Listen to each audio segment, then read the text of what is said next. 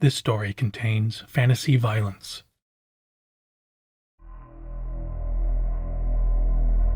And worms do not destroy.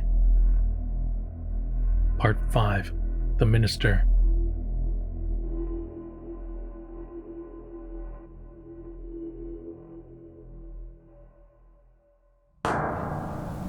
You speak of death. You seek oblivion. Is that so? Fear not, Wedit consoled him. The rider's helmet, now tilted askew by the rocks beneath him, gave the impression he spoke past the brothers and into the storm. I will not resist you. The rigid, unflappable face turned up to Wedit. Sir.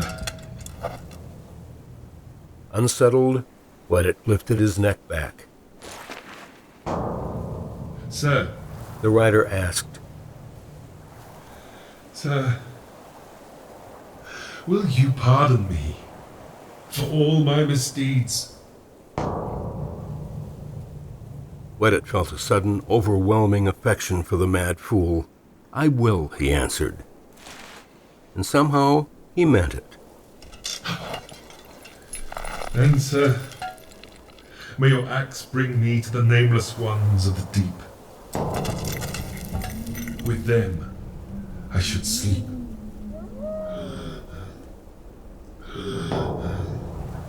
Silence now, mad one, said Wedit, laying one hand on the man's chest.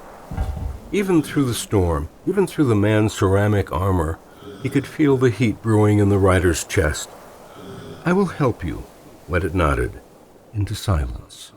Thank you, sir, said the rider, smiling beneath his visor. He shivered.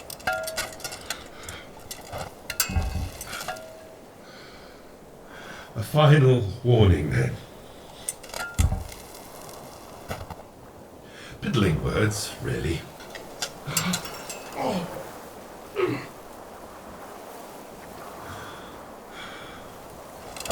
From one who has only seen a few moons.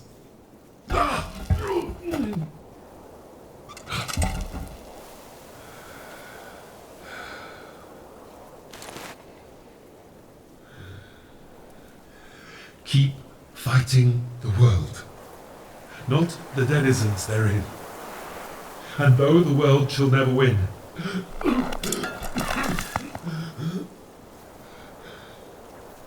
it will also never die. For the world is indeed full of worms, and they go on wriggling.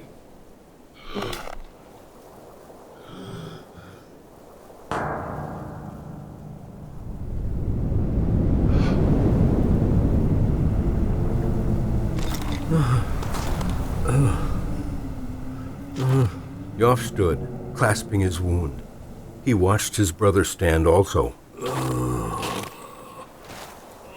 Wedit lifted his axe and crashed it through ceramic and ice.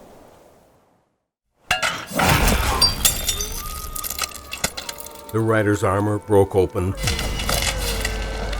scattering a squirming mass of worms.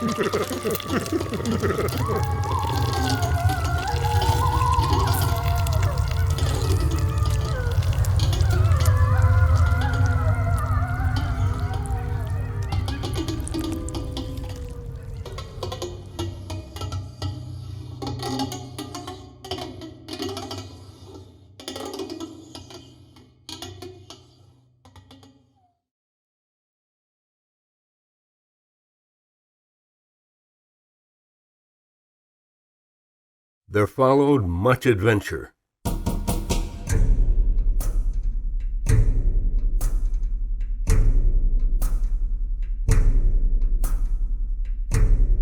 The brothers dared peek inside the Oak of Suffering and spy the sleeping wrath of the imprisoned spirits of Gerlach.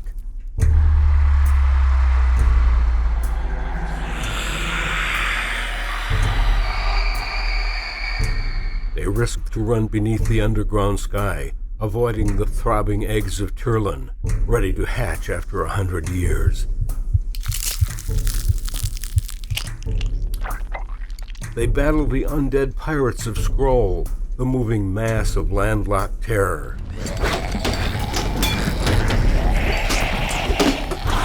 They swam through the open nerve, living temple of the fallen eye of the deluge.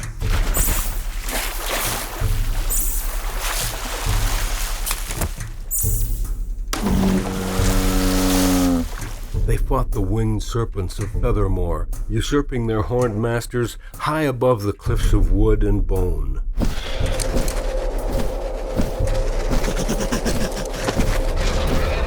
They braved the scent-eyed mold of gut growth, crossing the shattered bridge of Yalada through its green and blinking paste.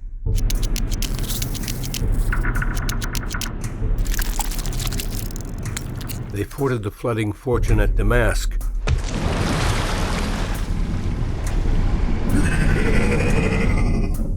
woke the slumbering sanity at Sukresh, survived the perilous Palinode at Trenan, endured the agony of Altair. And after the rise and fall of many moons, the brothers approached the city of highest honor,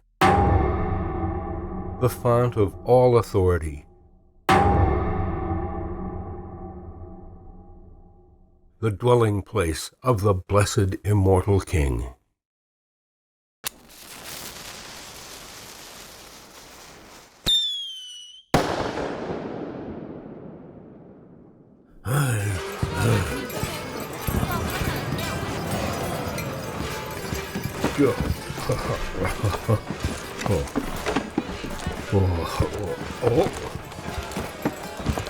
Wedit was drunk.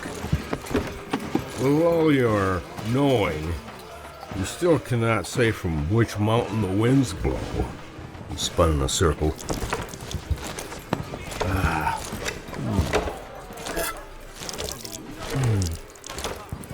So instead, you sacrifice your innocent southern kin?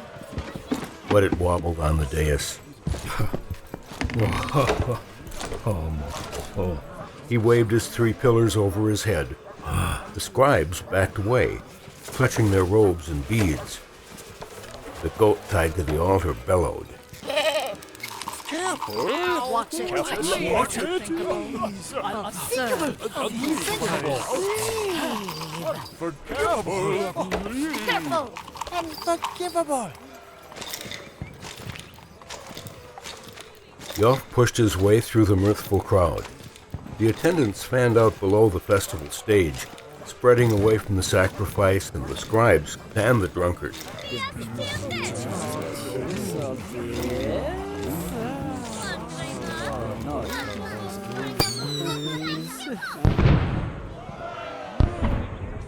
Hearing a new cheer, Yof rushed between the heckling spectators.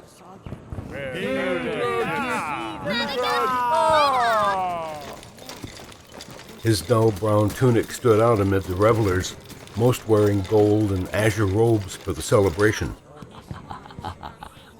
The din of the festival pressed in as Yof wound his way toward the altar.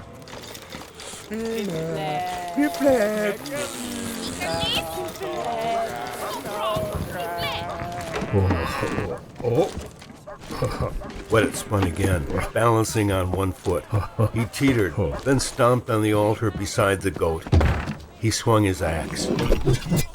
Yof caught sight of the gleaming metal above the heads of the crowd. When it disappeared again, he braced. The axe smashed into the wicker altar, cutting the goat's legs free. The animal thrashed against its prison, still fastened at the neck. The attendants roared.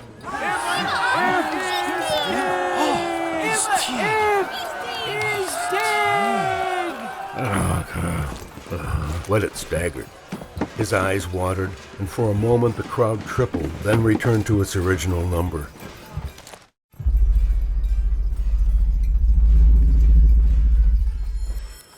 Wedit focused his gaze.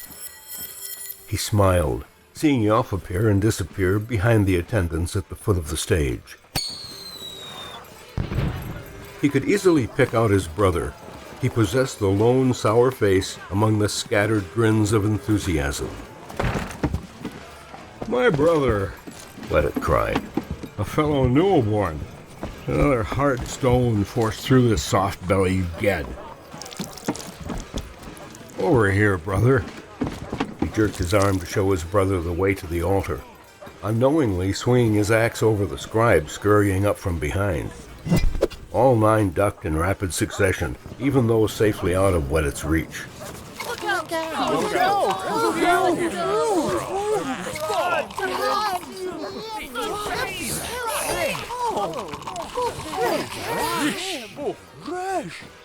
Wedit cupped a hand over his mouth and shouted to Yof. Help me save him. Who? Yof called over the crowd, clamoring to reach the stage. Our cousin here, Answered Wedit. Uring. Yof pushed past the eager attendants and climbed up on the edge of the stage. He glanced over at the altar and found the sacrifice kicking. The animal fastened tightly to the dense wicker across its neck and shoulders. That's a goat, brother, said Yof. The scribes wagged their clenched scepters at the interlopers. All 9 chastised the brothers in unison. You can't do something.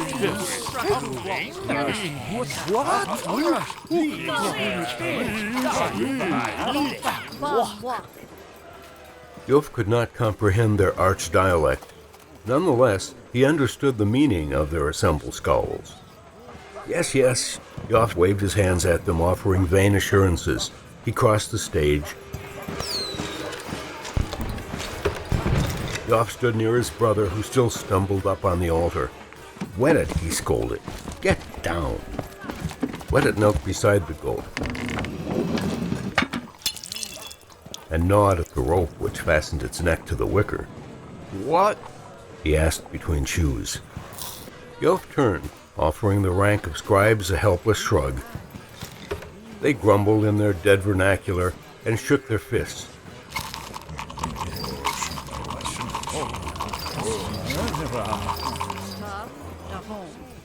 Yof turned his back on them and crouched beside his brother.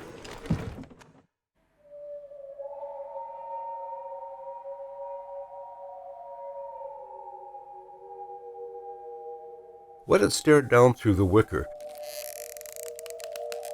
and between the boards of the stage, he saw the dirt beneath him.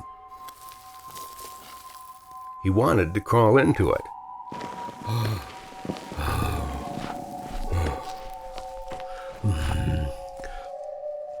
Twist his naked body in relish.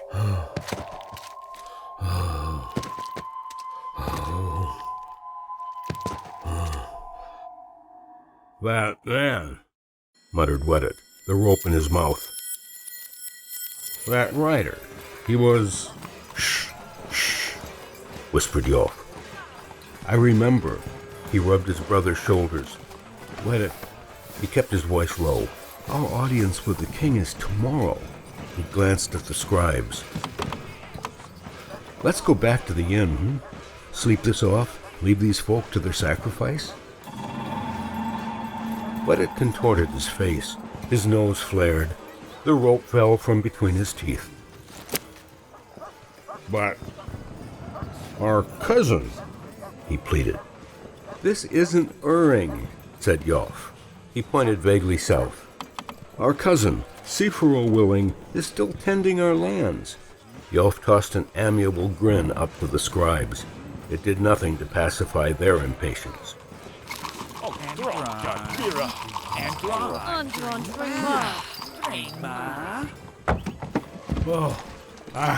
Wedit sprang to his feet, hopped off the altar, and embraced his brother roughly. Spittle ran like foamy bouillon when he spoke, leaving a moist trail all the way down his beard, a few fingers above his waist. all right, he shouted. Then his cheeks lifted, signifying a grin. Back to the inn for a drink. Wedit jabbed his left arm out over the disappointed crowd. Those near the stage groaned. Disgruntled, their rude entertainment was cut short.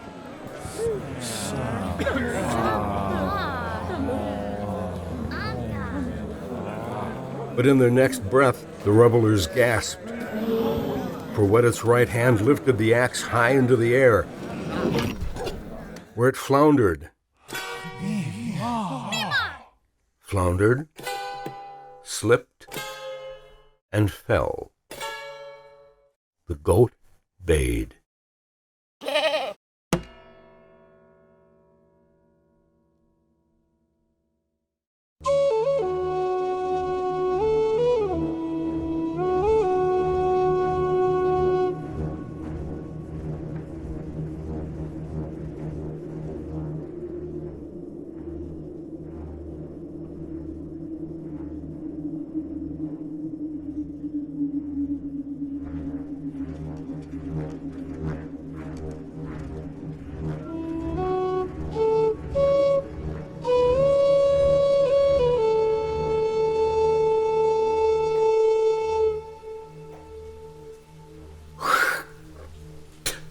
Wedit spat on his axe.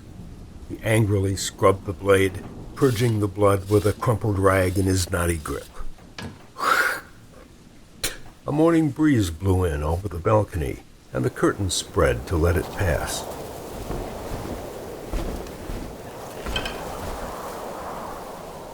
Yof entered the room, tugging on his short-fitted sleeves. You're not ready? He moaned. He pulled on his rigid collar. I'm not going to stand before the Blessed Immortal King with my own blood on my axe, Wedit shot back. He looked at his right foot, now sporting 9 toes. He nearly blushed for his foolishness. Yof caught that rare moment of embarrassment and decided to take advantage. He put a hand on Wedit's wide back and leaned in close. At least Cousin Uring is safe, Yof said with forced solemnity. You set him free. So brave. He feigned joy. Oh, cried Wedit, jerking his shoulder away. He cast his eyes up and down his brother. You look like something sired between dog and man. What are you wearing? Yof stood back. I wanted to look noble, proper. Not like what I was. And you think some new raiment makes you noble? I didn't say makes me noble. I said makes me look noble. And if you didn't wag that tongue so much, Yof barked, pointing at the axe. Ha! Cried Wedit. Just one time, if you took... Enough! Howled Wedit. He scoured his blade even harder. One moment, just one, to think things through. Then maybe, brother, just maybe, a certain drunken brute wouldn't have interrupted the climax of the spring festival, lost a toe, and spoiled the people's sacrifice. Not 50 paces from the king's hall. Hollered Wedit. He rose to his full height. He spun on his heel, and in the next heartbeat had Yof by the scruff of his new ruffled tunic. Wedit breathed on Yof, and the odor was rank like sulfur. Kill me, then, said Yof, sounding remarkably calm. Kill me as the silent Sephiroth doth watch. He turned his face casually about the room, as though expecting to find the ancient spirits among them.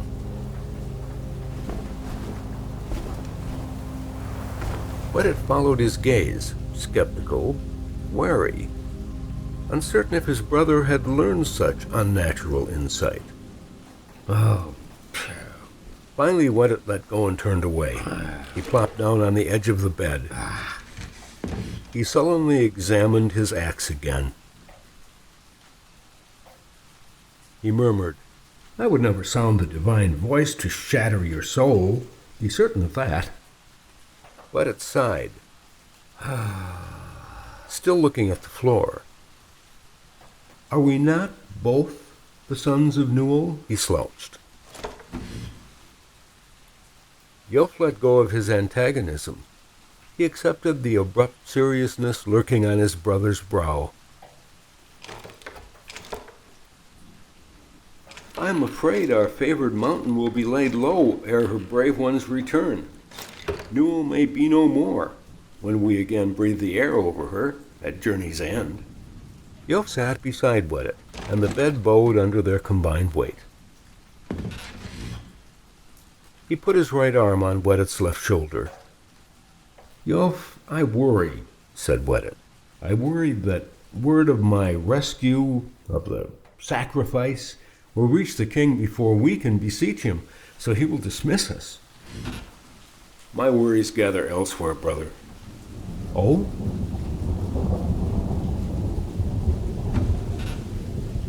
"Our spring festival never had such a sacrifice."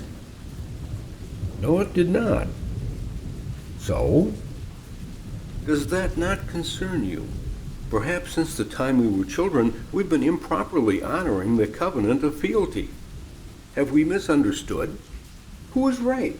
Who is wrong? Us? Or these Ged scribes? How can we both show the king honor? All these years, were we breaking our bonds unknowingly with our burnings and cleansings and hallowed foods? All of it now shown to be unfit? Brother, is our own festival a mockery?" Yof was so agitated he started to sweat. "You overlook something," mumbled Wedit. "What?" asked Yof, afraid of the answer. "We could both be wrong," suggested Wedit. "Ged Dweller and Newellborn. Both our festivals could displease the king. He's never attended ours, has he? And did you see him at theirs yesterday?" Yof shuddered and removed his hand. "No," he said. Wedit shrugged. He scratched the bridge of his nose. He ran a thumb along the edge of his axe. "In a single hour, the king's ear will bend our way." He turned his eyes to Yof. "Let us banish our doubts, yes?" They shared a subtle smile. "Yes," agreed Yof. "Good," said Wedit. "May our words convince the king." He straightened his shoulders, spun his axe, and searched his memory for the root of their quest. Yof too wondered after the genesis of their errand. He picked through his mind, then glanced at Wedit. His brother stared at the billowing curtains, also wondering.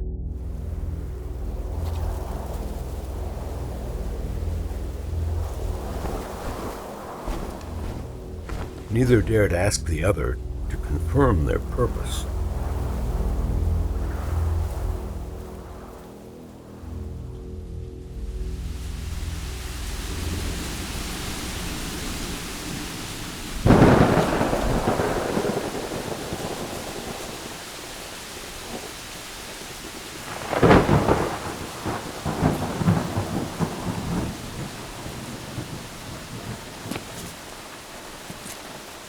And you promise you have served the Blessed Immortal King all your days?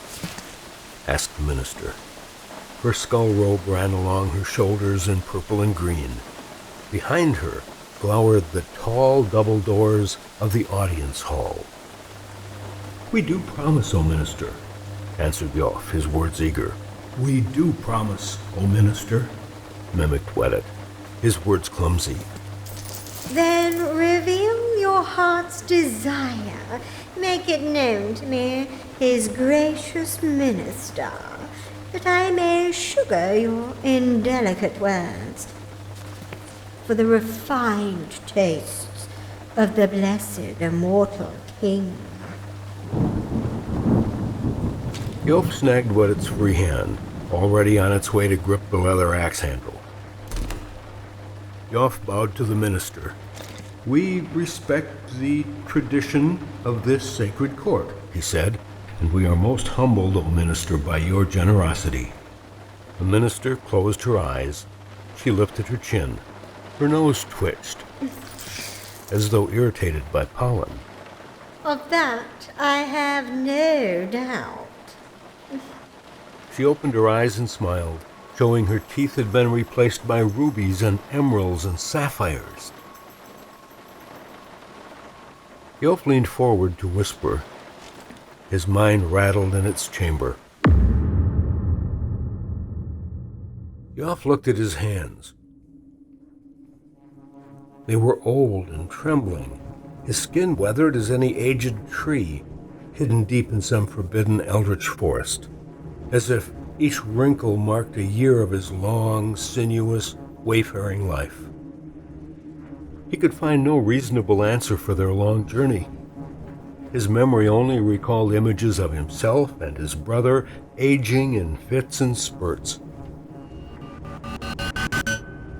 Didn't bring no rabbit. And what did you bring? There is also honor on our farm. Honor and glory sleep in separate beds. I do not possess what is worthy. Of course you do. Yof wanted to create a falsehood which might appease the minister, or perhaps satisfy her lofty position through flattery. Instead, he heard himself tell the tale of how he and his brother had left home and murdered a group of thieves.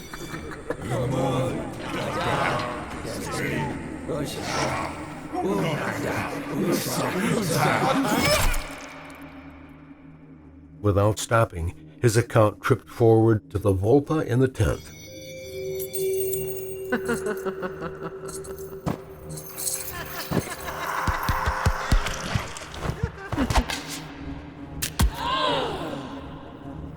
The magnate in the glen. Gold. Plunder. Spoils.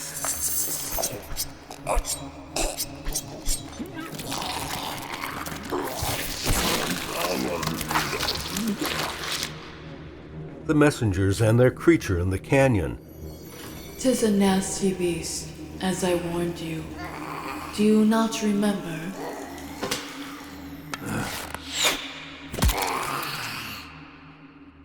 The strange, nameless rider in the storm.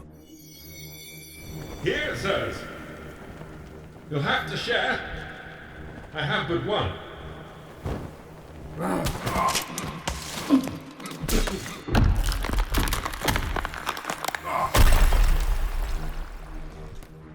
Revoking the sacrifice. And more adventures besides.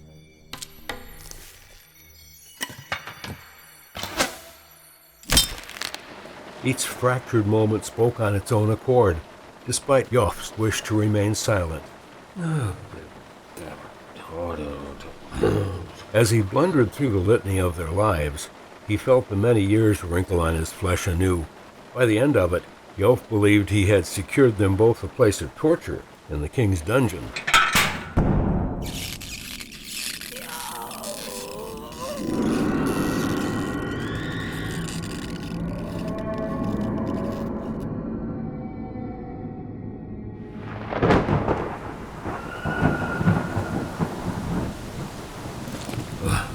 Surprised by his brother's candor, Wedit kept his contribution to irregular grunts.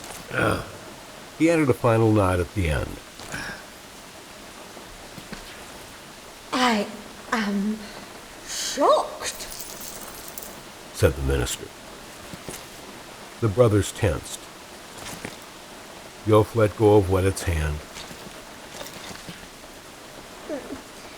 Your entreaty requires nothing from me. Said the minister.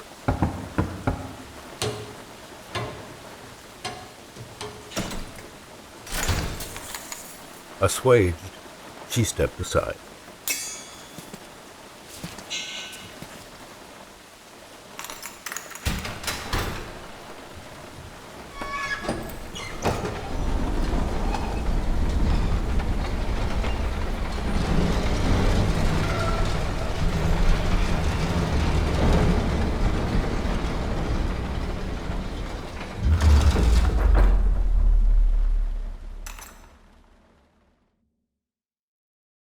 Next time on The Conclusion, Part 6, The King.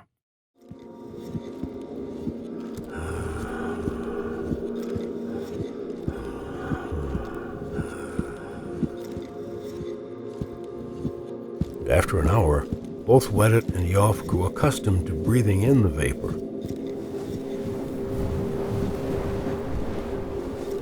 When the pollution thinned and became a mist, the brothers discovered they now approached a wide stair. And atop that stair, murky and concealed, the throne of the Blessed Immortal King.